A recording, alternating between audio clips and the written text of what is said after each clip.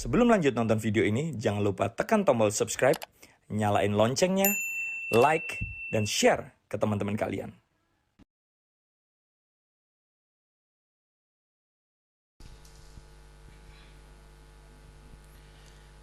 Assalamualaikum warahmatullahi wabarakatuh.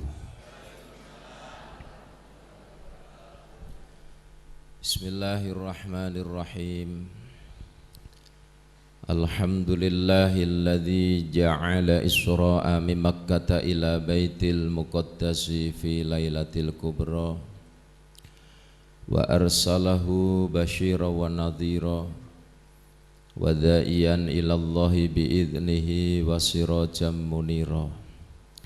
Allahumma salli ala sayyidina Muhammadin afdhalil khalqi wal wara wa ala alihi wa sahbihi salatan wa salaman katsira, amma ba'du. Ingkang kita mulyakaken para kiai, para bini sepuh, Bapak Ibu jamaah pengajian rutin Ahad pagi wisata hati Masjid Babus Salam Penambangan Semanding Kabupaten Tuban Jawa Timur ingkang sedaya dipun mulyakaken dening Allah Subhanahu wa taala. Alhamdulillah kita tasih diparingi umur saged menangi wulanipun Allah nggih menika wulan Rejab, Rajaba Syahruwah. Rejab niku wulane Allah.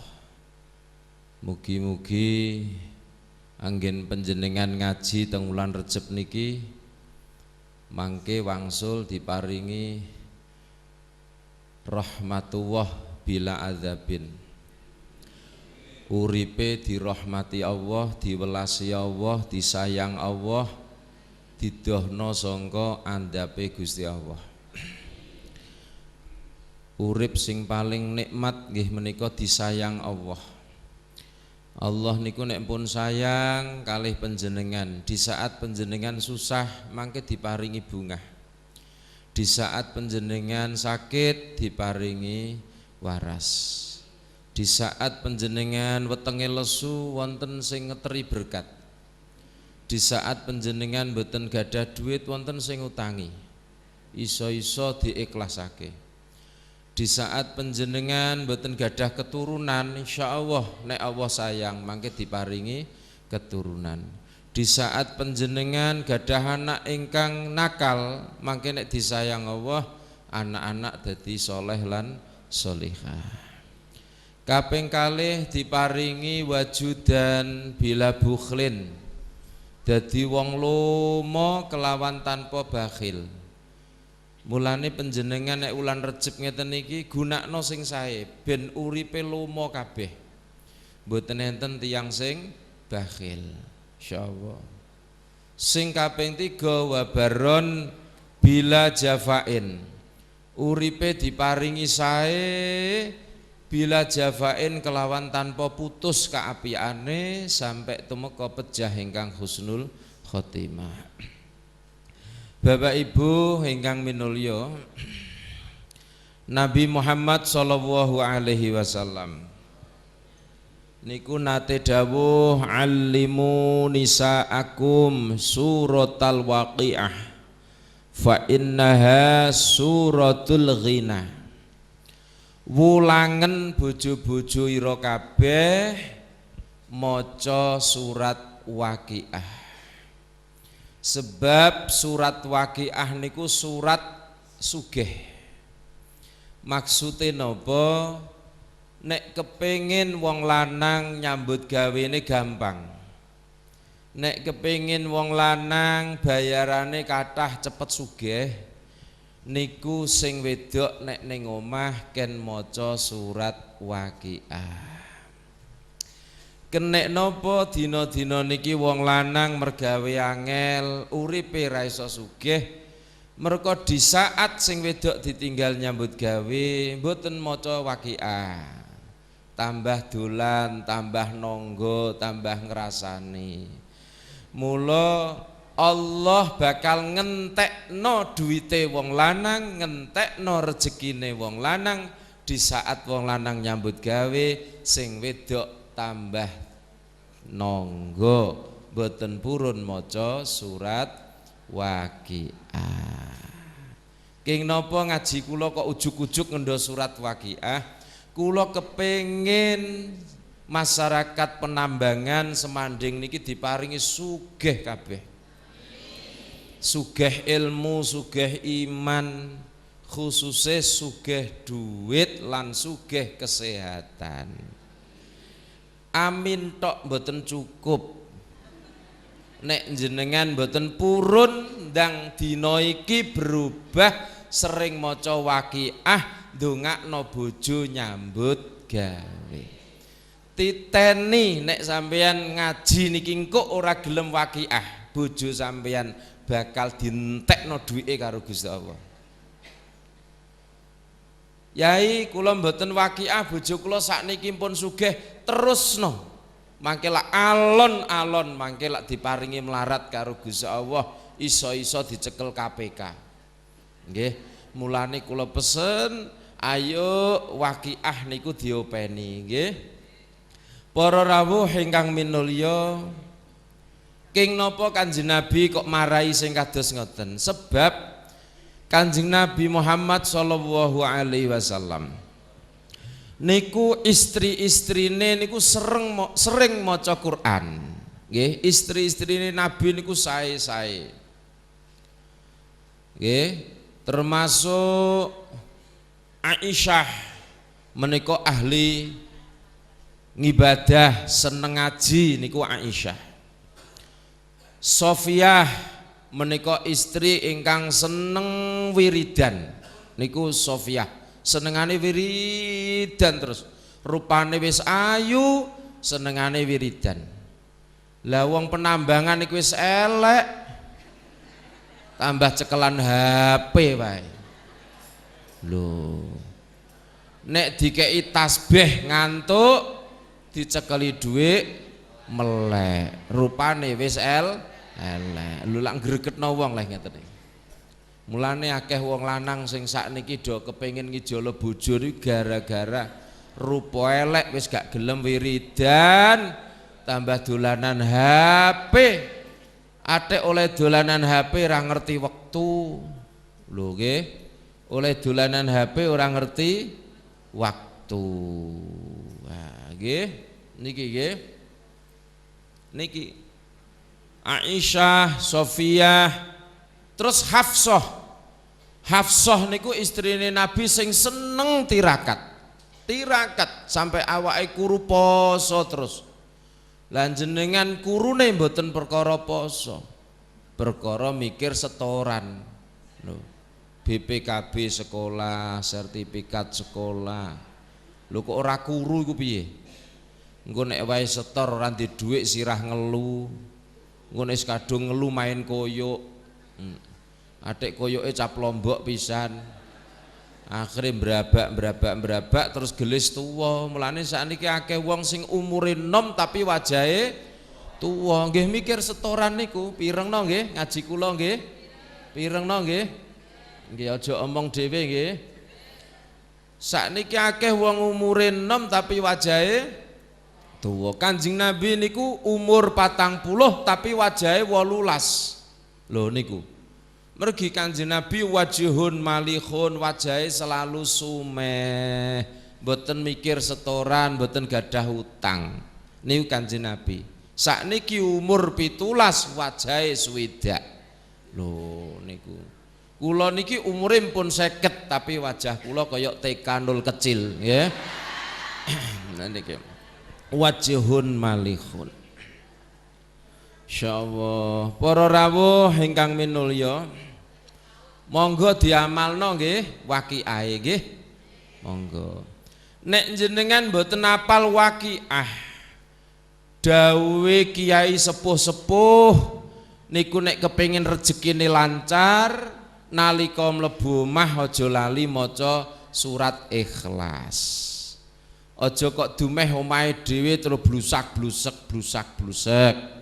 Maca surat Ikhlas ping pisan mawon.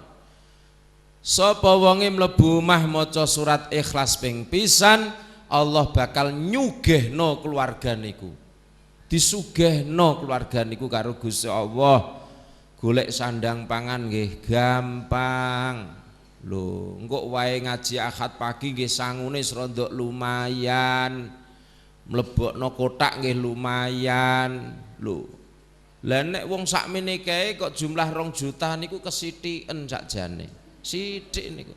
2 juta dibagi wong sakmene kae terus wong sitok temok pira iki ya. Lah niki kena apa? Mergo melarat. Melarat napa? Maknane mboten melarat donya wong sing rawuh kathah sing sugih. Melarat iman, melarat kesadaran. Nek donya iku kagungane Allah. Lho, gitu. Mulane surat Ikhlas diwaos. Kula nggih ngoten, kok iki mulih ngoten niku tak amalno mlebu omah nggih maca surat Ikhlas. Oleh maca ngloloni. Aja kok terus ning tengah lawang kul huwallahu ahad. Mboten ngono tambah dibentokno tanggamu. Mulai ngaji lek Mariati kok tambah bento tambah ngoten. Nggih diloloni sadurunge niku diloloni mulai teko ratan bismillahirrahmanirrahim sampai tok lawang terus mlebu ngoten nggih. Monggo diamalno.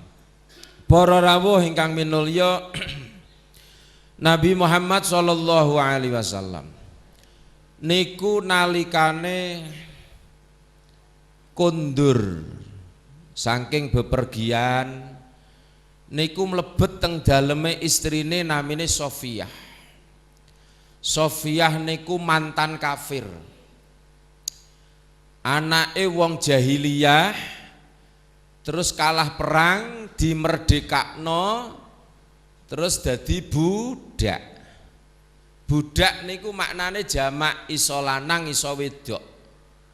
Aja kok terus nek wedok budak, nek lanang pakdak, engko cah cilik likdak, engko ta ngoten. Nek tuwek mbah dak, mboten. Budak niku iso lanang iso wedok. Lah Sofiyah menika termasuk wanita ingkang asale mboten sae bareng dadi istrine Nabi dadi wanita ingkang sholihah. Rupane wis ayu ahli wiridan. Lah wong kene wis elek. Gak gelem wiridan dolanan HP wae. Masya Allah ngaji HP nan salat sangu HP Masya Allah naudzubillah. Nggih. Niki ahli wiridan. Siji dina Kanjeng Nabi mlebet griya Sofiyah niku wiridan. Wiridane ndamel niku Pak, biyen dereng wonten tasbih. Ndamel krikil. Ndamel napa? Krikil ngoten niku diitung. Nek Abi Hurairah niku ndamel tasbih tapi teko kurma terus dipun rentengi ngoten niku. Nggih, sakniki tasbih kan sae-sae. Niku wiridan ditakoni kalih Kanjeng Nabi Sofiyah dalem kowe lha apa? Kula wiridan, kula zikir ya Rasul. Maca apa? Kula maca subhanallah walhamdulillah Allahu akbar. Ping pira Sofiyah? Ping 3000. Masya Allah, rupamu wis ayu kok 3000. Wong penambangan elek wae kok ora gelem wiridan ya ta. Ya, rungokno iki tak bulan baleni terus lho. Dadi bar ngaji, bar wisata iki ben wiridane sing akeh aja HP-nan terus. Masya Allah, zaman iki pun badhe akhir. Yo HP-nan gak apa-apa ning disuda nggih. Nggih. Wiridane khususé wong wedok-wedok dihubungno terus wiridan. Ping pira? Sofiyah ping 3000. Sofiyah, Masya Allah, awakmu apa gelem tak warai perkara sing kira-kira ganjarane ngeluwehi ping 3000 lehmu wiridan niku. Siji tapi ganjarane luweh teko 3000. Nggih purun Kanjeng Nabi purun. Wis iki wacon. Wacon subhanallah adadama khalaqallah fis sama. Subhanallah adada ma khalaqa fil ardi subhanallah adada ma baina dzalik subhanallah adada ma huwa khaliq. Niku nek diwaca papat iku wau ping pisan niku ganjarane ngluwehi maca tasbih ping 3000. Oh, nek jenengan baleni ping pindho 6000 ganjarane padha mek maca tasbih. Mboten usah subhanallah subhanallah ping 3000 mboten usah, cukup niku. Nek jenengan baleni ping 3 ganjarane padha kare maca tasbih ping 9000. Lho niku nek mbok waca ping 10 oleh pira niku? 30.000. Pun apal nggih? Alhamdulillah. Niku sampean waos niku estu ganjarane nggih gedhe mboten namung ganjaran maca tasbih ping 3000 tapi niku saged ngeboti timbangan besok teng mizan. Umpami kok jamaah mriki kula jenengan sok ditimbang kok akeh eleke lan ahli neraka. Niku Kanjeng Nabi ningali teng timbangan wonten kertas tulisane tasbih niku. Akhire didokok mriku terus wantep gede ganjarane. Mulane niku nek jenengan waca niku saged ngeboti ganjaran kesaenan besok tenggene timbangan teng akhirat. Masyaallah, luar biasa. Jari Kanjeng Nabi gampangno mlebu swarga niku nek jenengan waca. Pun saged nggih. Pun niku diamalno. Subhanallah adada ma khalaqallah fis sama subhanallah adada ma khalaqa fil ardi subhanallah adada ma baina dzalik subhanallah adada ma huwa khaliq. Nah niku pun diapalno nggih. Nek jenengan mboten belajar ngapalo iki berarti jenengan gak sayang kalih Kanjeng Nabi. Niki sing marahi sinten wau? Kanjeng Nabi langsung kangge istrine Sofiyah lan panjenengan kabeh. Mulane ibu-ibu nek kepengin berubah oleh urip diparingi tambah sugih niku jenengan waca. Niku jenengan waos wiridan niku. Nek mboten berarti sampean padha karo gak sayang Kanjeng Nabi.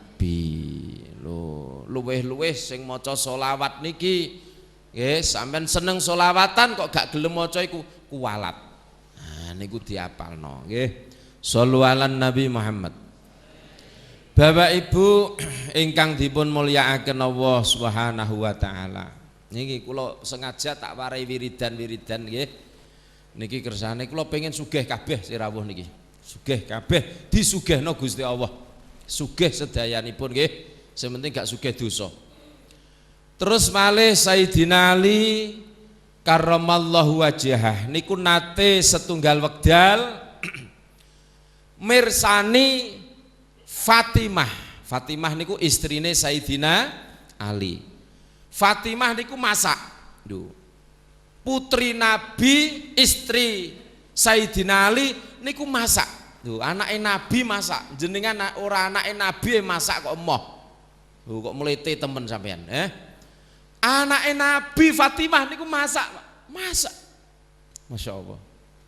Masak piyambak. Sampai saking sergepe masak niku astane Fatimah niku sampai ngapal. Duh. Ayo jenengan sing ahli masak itu sampai ngapal mboten jenengan?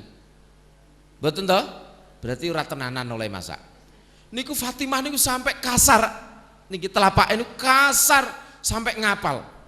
Sayyidina Ali niku nangis Fatimah, sampai niki putri Nabi kok ahli masak sampai ngapal astane panjenengan. Niku dilus-lus kali garwane. Jarang lho ana wong lanang gelem ngelus-ngelus tangane wong wedok niku. Jarang. Ya Allah de matur nuwun sampean kok masak dilus-lus ngono ku jarang. Rata-rata ya misoi sing kurang pedes, kurang asin. Niku Sayyidina Ali. Terus Fatimah dikandani, Fatimah, awakmu sowan ning gone Abah. Sampeyan suwano ning gone Abah ning Nabi. Kanjeng Nabi Muhammad dina iki oleh rampasan budak sak pirang-pirang. Oleh rampasan budak sak pirang-pirang. tulung njaluk siji wae budak. Njaluk siji wae engko kanggo ngewangi awakmu masak. Mergo ramamu iku modele nek karo keluarga, nggih, iku ora patek urusan donya iku ora patek diopeni. Tapi nek karo wong liya diopeni. Nuwun sewu, Kanjeng Nabi niku nek urusan keluarga donya niku mboten patek. Nggih. Tapi nek kalih liya niku masyaallah luar biasa. Jajal njaluk. Kanjeng Nabi kepengin dididik keluargane niku mandiri terus seneng akhirat. Lho ngoten lho nggih. Senajan niku anak dhewe tapi ben masak. Lho niku Nabi niku nek didik ngoten niku. Lah sakniki wong tuwa modele manja karo anak kok, modele dimanja, gak oleh nyapu, gak oleh apa-apa, kon ngiler terus wae. Masya Allah, gede-gede anaknya terus ngalem, mboke mati dintekno donyane. Alhamdulillah. Niku gara-gara, tapi nek Nabi mboten, anaknya bener-bener dididik mandiri. Ken masak ken apa? Akhirnya Fatimah, nggih Mas Ali, kula tak sowan lho. Istrine Sayyidina Ali ku nurutan nggih, dikongkon nggih. Ora mbantan ngoten. Kados jenengan nak mbantan to ngene dikongkon. Niku mboten berangkat niku bareng sampun sowan tenggene ramane Fatimah. Niku Fatimah mboten saged matur, meneng mergi saking sungkan. Lho ana anak ning ngarepe wong tuwa tang sungkan ngomong mek meneng iki ya wangel lho. Saiki anak mlaku ning sandinge wong tuwa jelang. Ngomong sak ngomong mboten sopan. Niku Fatimah meneng. Ngono ku Kanjeng Nabi pirsa, Fatimah, aku roh karepmu. Awakmu pengen njaluk budak to? Ngeroh Kanjeng Nabi niku. Aku ngerti karepmu. Wis ngene wae Fatimah. Awakmu tetep ora tak kei budak, masak dhewe, cuma awakmu tak kei perkara sing luwih apik tinimbang donya sak isine. Masya Allah. Fatimah nembe matur, nggih, kula purun. Napa Kanjeng Nabi? Kowe nek kepengin uripmu diparingi apik sing apik iki ngalahno donya sak isine, aja lali nek bar salat awakmu maca subhanallah ping 33. Alhamdulillah ping 33, Allahu akbar ping 33. Oh niki. Jadi jenengan wiridan ba'dal salat maca niku perintahe Nabi langsung terhadap sinten? Fatimah. Lho ngoten nggih. Nek ana tiyang ngarani bar salat wiridan bid'ah iku goblok. Gak roh ngaji, gak ngerti kitab, gak iso maknane kitab, gak roh sejarahe Nabi. Niku nderek sunahe Nabi niku langsung sing engken. Akhire Fatimah kondur niku nek bar salat maca napa wau? Subhanallah 33, alhamdulillah 33, Allahu akbar ping pinten? 33. Lah niki monggo. Mulane barokah ngoten, akhire Fatimah dikei sugih karo Gusti Allah, sugih akhirat. Maknane napa? Dikei keturunan sing sae. Yo, mulane jenengan nek duwe anak kok kepengin sae, niku aja mbok senan-seneni, mbok gibang-gibeng, anak nakal dipisoi, pegel misoi mangan. Nakal neh dipisoi, pegel misoi mangan.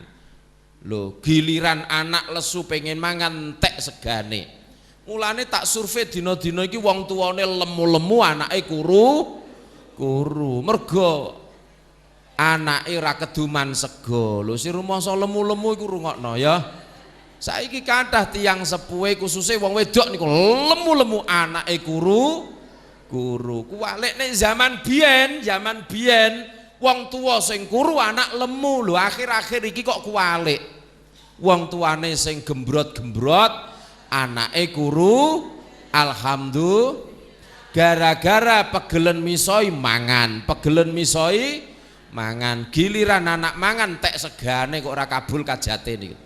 Nah, niki eling-eling niki ngaji lho nggih. Guyone guyon apa? Guyon ngaji nggih. Niki Fatimah niku akhirnya dikei anak turun sing sae sampai temurun sampai sakniki. Turun-turune anak-anake Fatimah terus ana Al Hasani, Al Husaini, ye sampai sakniki lho. Ye niku turunane sinten? Hasan Husain. Barokah ibu, barokah si ibu napa? Wiridan nek bar salat. Oh, niki monggo. Mulane nek bar salat maca niku nggih. Sampeyan maca niku tlateni Bu, terus subhanallah atine mbek matur, ya Allah anak kula sing nakal paringono sae, anak kula sing bodho mangke lak ditata Gusti Allah. Daripada mbok gibeng kira wiridan. Lho, gitu. Niku jenengan amalno masyaallah. Insyaallah manfaat, insyaallah diparingi barokah. Niku jenengan waos. Akhire Fatimah rumah tangga kali Sayyidina Ali diparingi anak pinten? Putrane Fatimah pinten? Pinten putrane Fatimah? Ya Allah, lah kok ora roh kabeh iki piye? Sing mbok apali wak peyek wae. Putrane Fatimah niku wonten gangsal. Hasan, Husain, Muhsin, Zainab, Umi Kulsum. Sing lanang telu, sing wedok loro. Sing Muhsin kapundhut isek cilik. Terus ana anak wedok jenenge Zainab, sing terakhir sing ruju jenenge Umi Kulsum. Yo, api-api anake solih solihah. Niku barokah si ibu nek bar salat wiridan niku. Mulane gara-gara sampean gak wiridan perkara apa? Salat sangu HP. Apane di saat salat gregel krungu getaran niku wau. Ngono gugupe ra kaprah. Ate imame maca surat halataka misuh-misuh sampean. Suwene cah ki ana kepentingan ngene kok cah lho ngono ku jajal. Bar assalamualaikum, assalamualaikum gak wiridan HP sing dicupuk tambah didelok SMS-e. Ngono kok urip ora melarat iki lho sampean. Wis gak ndek dhuwit anake ndablek-dablek. Bojo ora krasane omah gara-gara wong wedok ngono. Eling-eling, Dok. Wong wedok-wedok ya, rungokno nggih. Kala-kala tak kentesane alon-alon iki.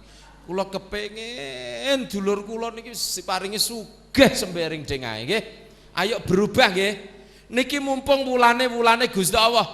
Rajab Syahruwah, mboten syahrukan lho nggih. Syahruwah. Rejeb niku wulane Gusti Allah. Ayo bar salat niku diwaca nggih. Tasbih diwaca. Wis. Putrane Fatimah sing terakhir namine sinten wau?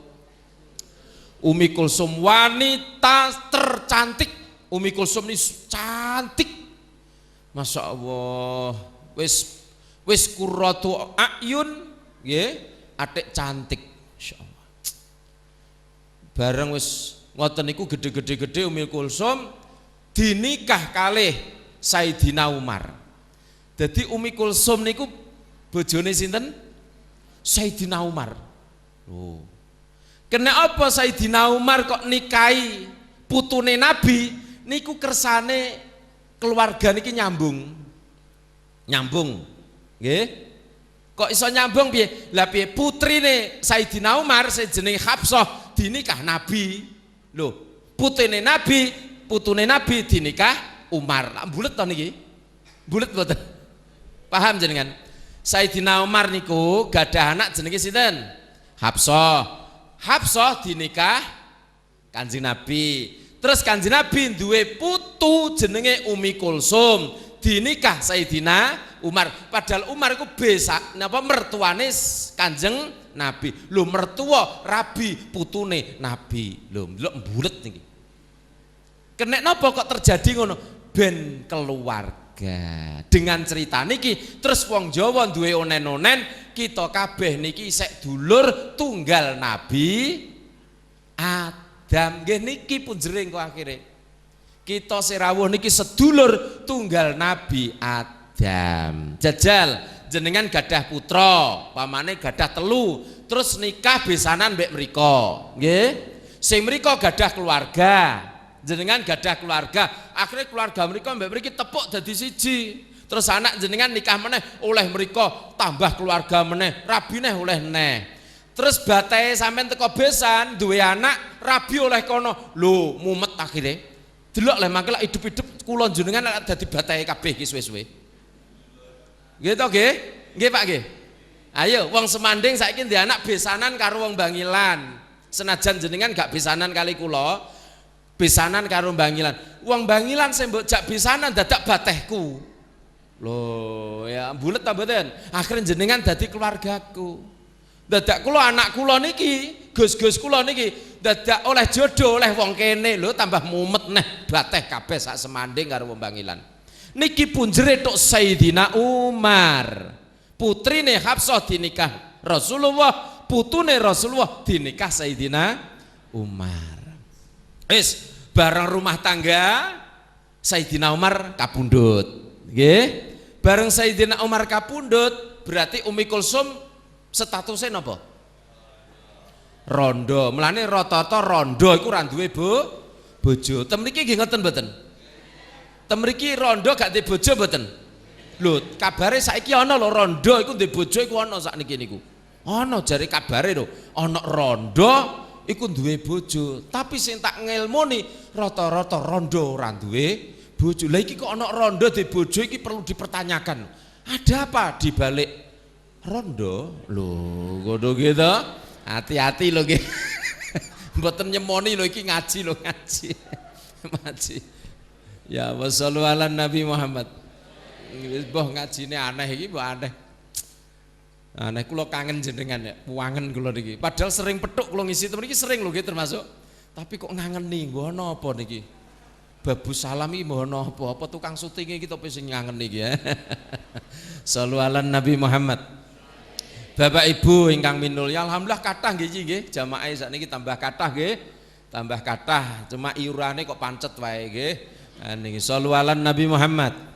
Singkate cerita, terus Sayyidina Ali niku sebagai wong tua duwe anak rondo ngono ku wong tua lho nggih. Niku mesti mikir, cah piye cah? Anakku kok rondo cah. Iki nek ora tak golekno piye wong rondo iku godane gedhe tek enom pisan tek ayu lah. Apa nih rondo ayu cekelan HP, masya Allah, medeni wong atik Facebookan mbek WA-an, walah masya Allah. Lu kiai aku nek roh rondo model ngono ku ya nyaut lho tak kandhani kiai lho ya. Nyetrum model ngono kuwi wong ancen normal. Singkat cerita niku kula cepet nih. Sayyidina Ali sebagai wong tua niku ngerti anak rondo mikir, sakno anakku cah. Adik Sayyidina Ali ku modelnya nek golek mantu niku ora nyawang donya. Sing penting pinter lan seneng ibadah. Iki Sayyidina Ali. Mantune melarat ya wis sing penting pinter seneng ibadah. Nah niki penting golek model. Lah kula jenengan nak mboten sing digolek iku lak modele sing duwe jabatan, sing duweke akeh. Engko jagane nek ditakoni tangga iku ben masuk oleh ngandhak wae calon mantuku yo tak kandheti Maryati ngomene. Walah masyaallah. Dong-donge dong bareng dadi mantune tenan dadak medhite ora kaprah. Ora anake tok sing dipek engko terus sawah Tegal dientekno mantu. Alhamdulillah. Ngaji mek wong wedok, ya alhamdulillah terus. Wong wedok iki modele nek ngrungokno ngaji nek kiyaine ganteng modele ra patek ngrungokno lho. Modele ku terpesona karo wajahe kiai dadi mosok donya entek kok alhamdulillah iku bangeten wong wedok-wedok itu. Tapi ngaji kok ora ana wong wedok ora serem leh modele iku masyaallah. Moga ngajine ndi sing ngebeki ya wong. Mulane kula nek diundang pengajian ning ndi wae kula kepengin wong wedok kek ngarep pas. Wong lanang deselno isor teras-teras wae. Atik ngaji ngarepku atik wong lanang nek panggung-panggung ngoten Pak. Ha wis layamutu walah Yahya pokoke. Ora urip ra mati. Lah piye sing ngajine padha wae atik sing ngarep atik ngene pisan. Wah wis nyara enak wong wedok-wedok kek ngarep. Aku nek ditekakno sapa tak peseni ngono kabeh. Anggere gelem nurut aku ya teko ora ya golek kiai liyane aku ngono. Senyara pokoke angger ngaji nang wong wedok kek guritan. Wis nyara enak ngene iki pareng alhamdulillah terus wae. Ora senep lho kiai saiki diantar alhamdulillah. Wong donya entek kok alhamdulillah.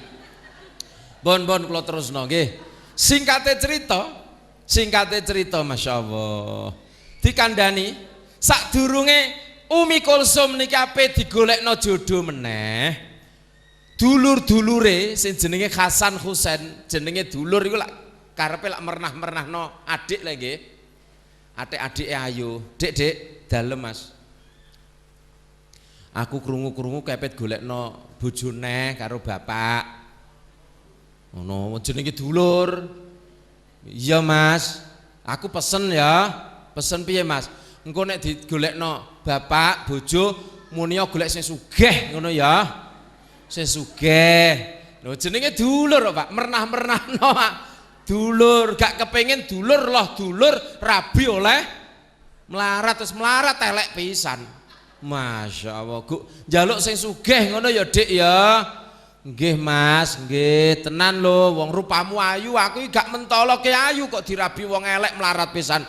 Aku gak mentolo Dik, njaluk sugih ngono. Nggih. Wis singkat cerita bapake teko, Nduk. Tak golekno bojo ya Nduk ya.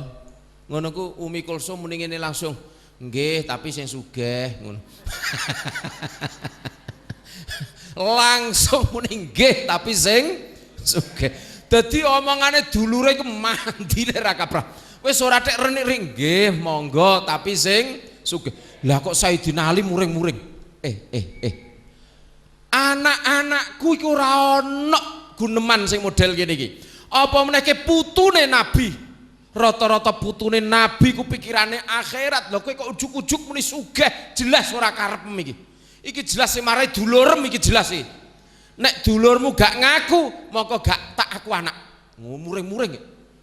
Mergo anakku iki gak ono sing model urusan donya. Lho saiki kathah to cewek-cewek matre.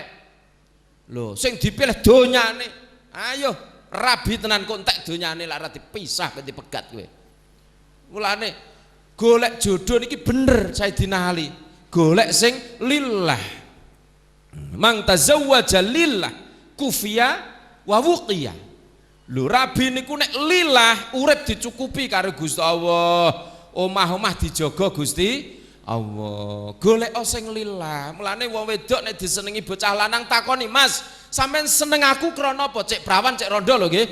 Kowe seneng aku perkara apa? Mergo kowe manis." Lah kowe nek rabi golek manis, golek manisan wae nang keloni kono. Mergo kowe kuning, ya golekno gendera sing rupane kuning kono. Nggo, sampe ke nemokno bocah lanang muni, "Mas ke seneng aku mergo apa? Krana Allah Subhanahu wa taala." Sampai mati kira-kira olehno. Sampai mati. Angel ngoten niku. Masya Allah. Senajan angel golek sing wis ketok moto, koyok kula ngeten iki lah. Ngene iki ketok moto lah, ketok moto ngene iki ketok nggih. Muga-muga mon barokah. Ayo santri-santri rungokno cah wedok-wedok rungokno nek ana ngaji nggih, aja omong wae. Golek jodoh sing sae, sing kira-kira gelem dijak mlebu warga. Ngono, sampean sing wis kadung-kadung iki delok leh, Nduk. Sing wis kadung-kadung lho remek-remek, penceng kabeh yo gara-gara ya. Oleh golek bojo sak genahe dhewe piye. Sampai penceng kabeh mlaku bareng ora jejeg sampai ngene-ngene bergiasai sing lanang. Ayuwon nek bojo nyengit ala jeber iki sikilem tak kendhani nggih. Wis muga-muga barokah nggih. Wis aku gak percaya dadak Hasan kali Husain bareng krungu ngamuke abahe metu. Bapak sepura bapak nggih kula sing marahi. Kenapa adikmu mbok warai ngono? Kula kepengin adik kula iki bojo sugih Bapak, sakake rupane ayu Bapak. Nggih maklum jenenge dulur Bapak, nggih mernah-mernahno adik. Iya tapi aja ngono. Wis Nduk, piye? Kowe nurut dulurmu apa nurut Bapak? Kula nurut Bapak mawon. Piye sugih? Mboten. Wis nurut Bapak nggih. Nggih. Awakmu dina iki ape tak golekno jodoh sing pinter, ahli berjuang, ahli ibadah. Sinten Bapak? Aun bin Ja'far. Masya Allah, Aun bin Ja'far. Aun niku anak Ja'far. Ja'far iki Nduk, wong sing ahli berjuang, duwe anak Aun. Ja'far niku ahli berjuang. Biyen zaman Nabi nderek perang kalih Nabi sing melok-melok merdekakno Romawi. Biyen kendel Ja'far iku perang teng mriku kalih Kanjeng Nabi. ngislamno tiang-tiang Romawi niku kalih beto bendera Pak, bendera Islam. Sing nyekeli Ja'far. Bendera Islam dikibarno kali Ja'far, dicekeli kali tangan. Niku kali tiang Romawi, tiang kafir. Astane Ja'far diketok sing tengen niki. Deyel pedhot. Mergo pedange tiang kafirku landhep lan ketok deyel ceblok berdarah. Lho ngoten niku bendera sing ceblok dicekel kali tangan kiwa. Padahal iki protol tangan tengen iki, mboten krasa niku. Nggih, Allahu Akbar. Allah diketok malih kali tiang kafir, ceblok malih gak di tangan. Lho ngono ku sikile sing tengen jupuk bendera diunggah nang ngeten. Allahu Akbar, sikil diketok sing tengen kali tiyang kafir. Sikil kiwa ngangkat men diketok. Akhire gak di tangan loro, gak di sikil loro. Masyaallah. Wong berjuang ngeten iki lho. Wis kadung kafah. Nggih, mlebu Islam kudu tenanan. Tenanan.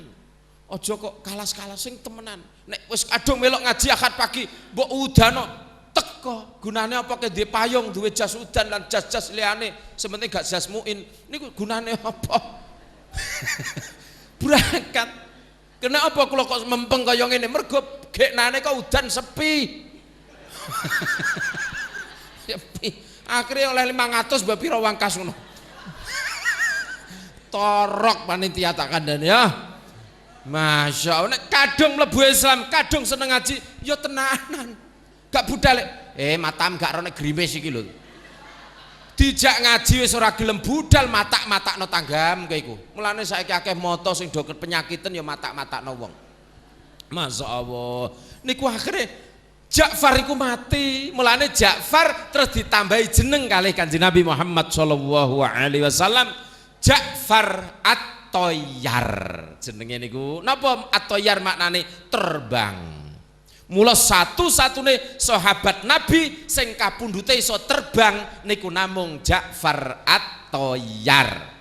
Kapundhut niku mabur Ja'far iku sampai langsung mlebu teng swargane Gusti Allah. Masya Allah, wis ora kenal apa padang mahsyar, gak kenal neraka, niku langsung mabur mlebu swarga. Niku Ja'far At-Thayyar. Lho, lek jenengan saged udan ngaji, grimis ngaji, wis ora peduli, sekali ngaji tetep ngaji, terbang sampean-sampean. Mariyati Toyar. Sriyatun Toyar. Miber mek gawa icik-icik. Ngono. Miber mek gawa icik-icik.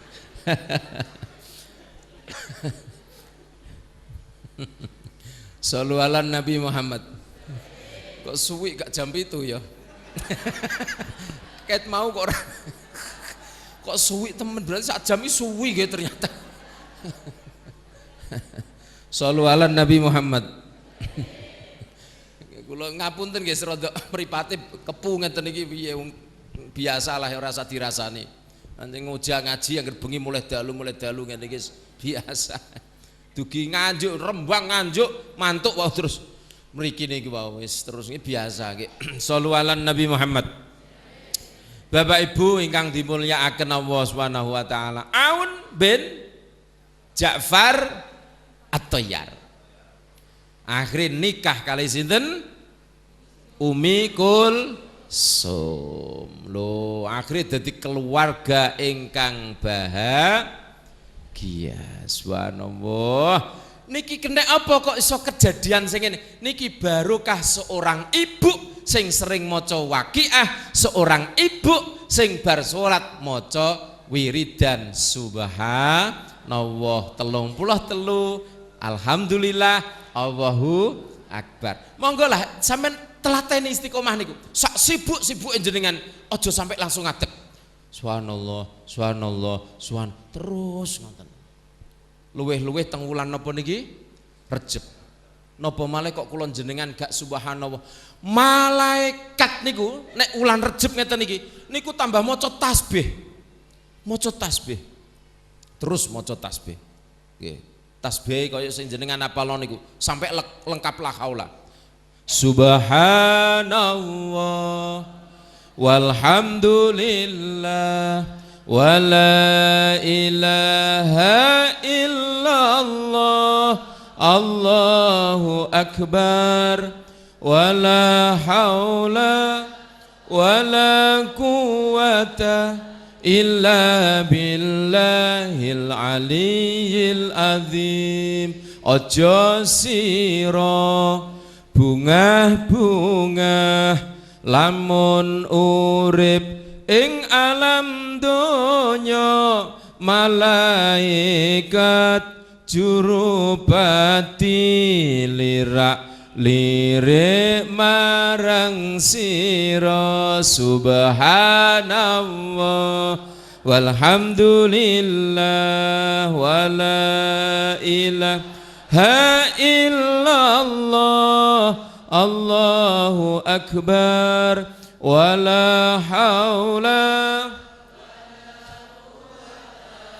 illa billahil aliyyil azim. Oleh nglirik malaikat arep njabut nyawa ira, oleh njabut angenteni dawuhe kang maha mulya. Subhanallah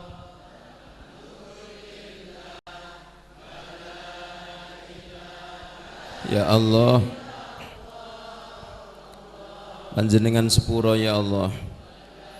Haula wala quwata illa billahil aliyyil azim. Saiki didhawuhi nuli tandang karo kondo, aku iki mung saderma, kuwe ora kena semaya. Subhan walhamdulillah wala ilaha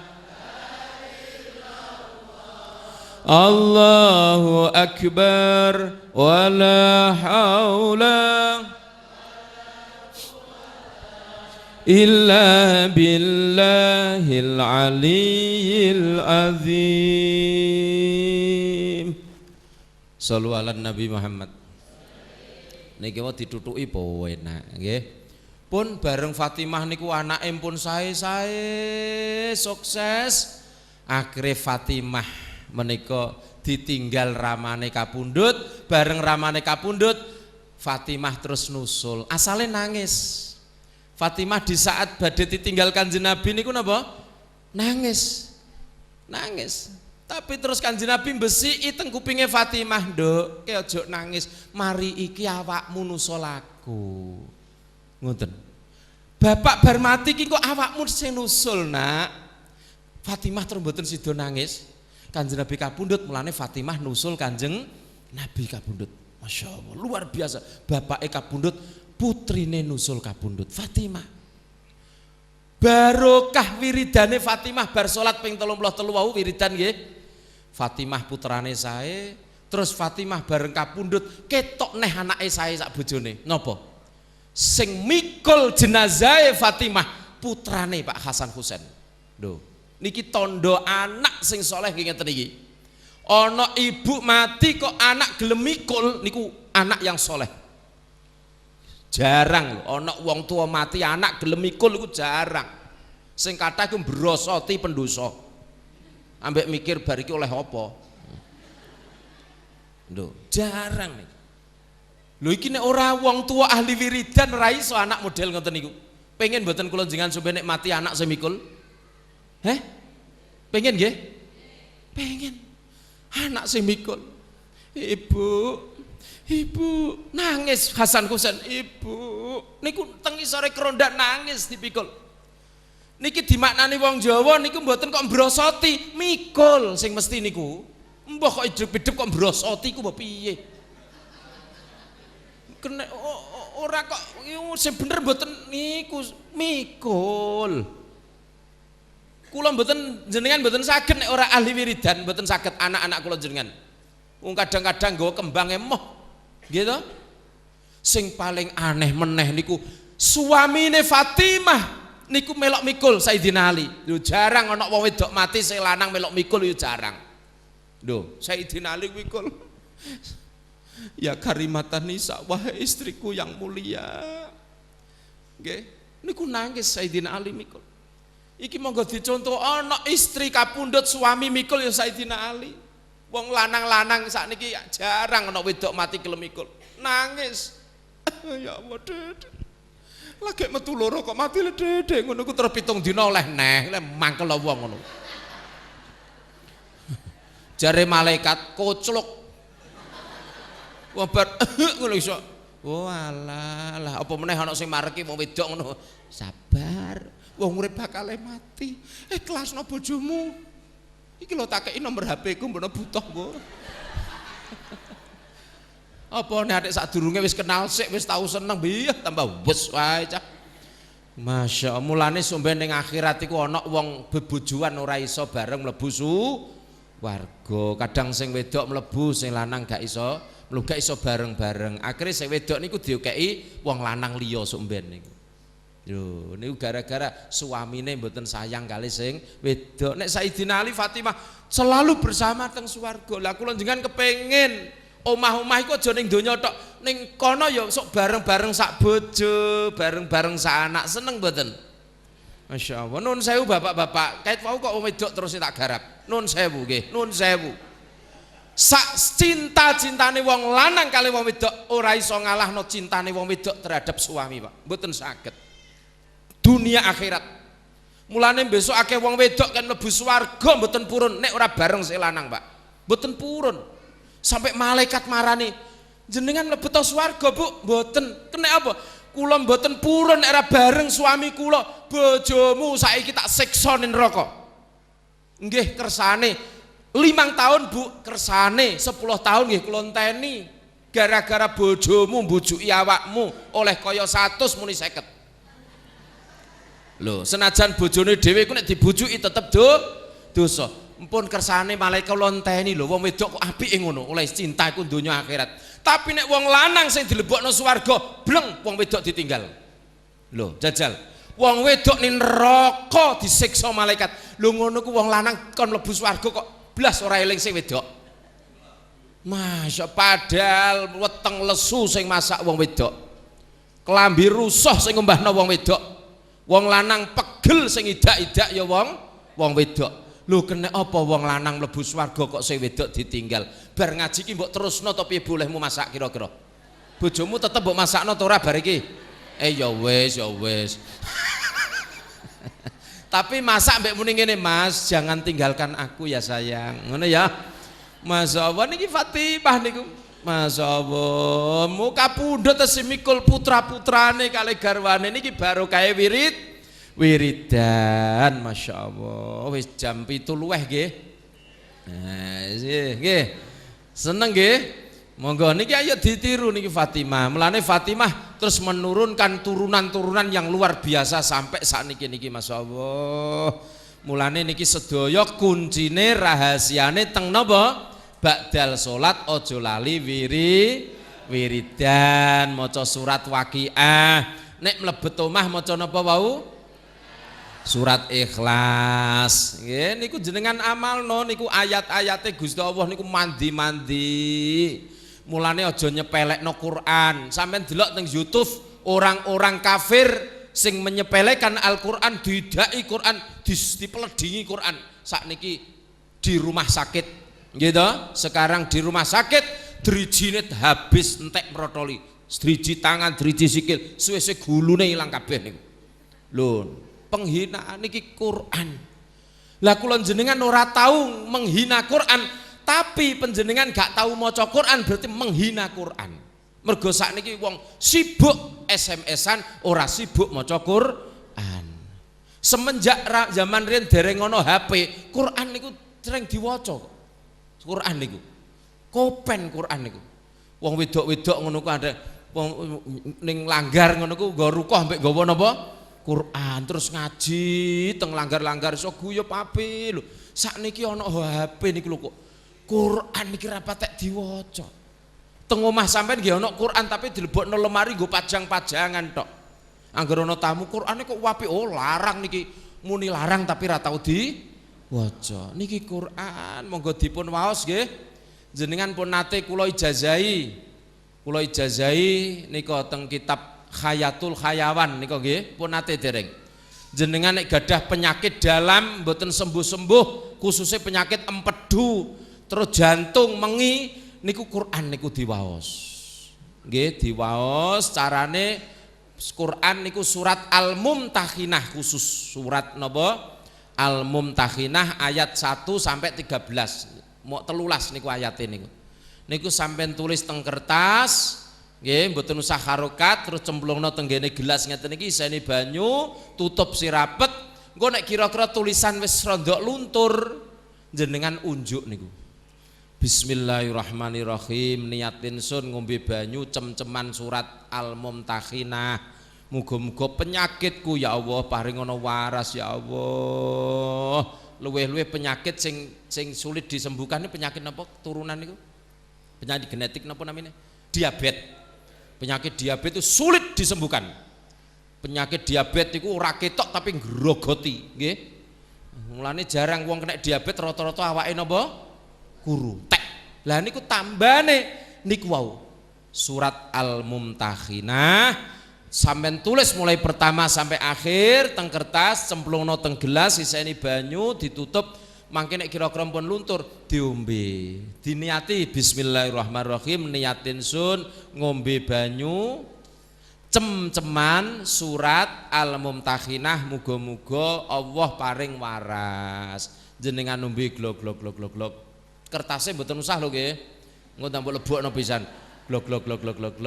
Terus mangke kertas niku jenengan pundhut sampean gegem sirapet cek rapet ngeten mergo tulisannya wis rada luntur, sampean usapno teng bagian sakit sing kena empedu usapno mriki. Ya Allah, waras sakit ya Allah.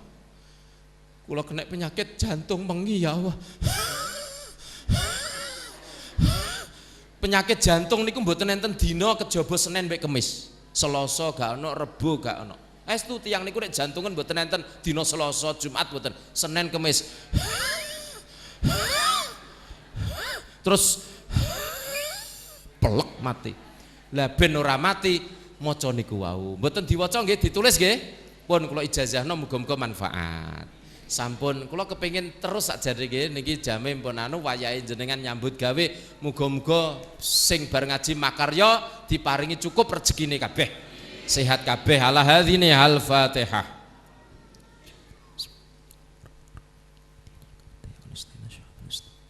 Shiratal ladzina an'amta 'alaihim ghairil maghdubi 'alaihim waladdallin. Bismillahirrahmanirrahim. Alhamdulillahi rabbil alamin. Hamdan yuaffi ni'amahu wa yukafi mazidah. Ya Rabbana lakal hamdu kama yanbaghi li jalali wajhika wa 'azimi sultanik. Allahumma shalli 'ala sayyidina Muhammadin al-Fatihi lima ughliq wal khatimi lima sabaq nasiril haqqi bil haqqi wal hadi al siratil mustaqim wa ala alihi wa sahbihi haqqa qadri wa miqdarihi al azim. Allahumma salli ala nuril anwar wa siril asrar wa tiryakil aghyar wa miftahi babil yasar Sayyidina Muhammadin al mukhtar wa alihi al adhar wa ashabil akhyar adatan ni'amillahi wa ifdalih bi rahmatika ya arhamar rahimin. Allahumma salli ala Sayyidina Muhammadin syafil ilali mufarrijil kurub, syafil ilali mufarrijil kurub, syafil ilali mufarrijil kurub birahmatika ya arhamar rahimin.